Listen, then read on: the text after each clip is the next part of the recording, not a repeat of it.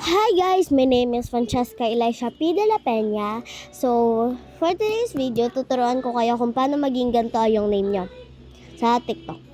So, first na muna ay i-download nyo muna yung face emoji. This is the face emoji. Ito. Face emoji keyboard para. Face emoji keyboard. Tapos, pagkatapos nun, pumunta kayo dito sa edit.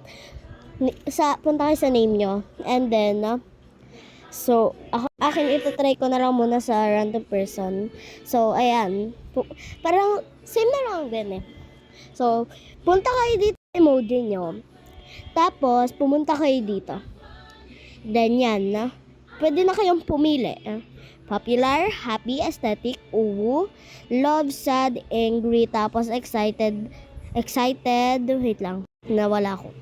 Excited, thumbs up, greeting, surprise, confused, sleepy, wink, shrug, food, animals, stylish name.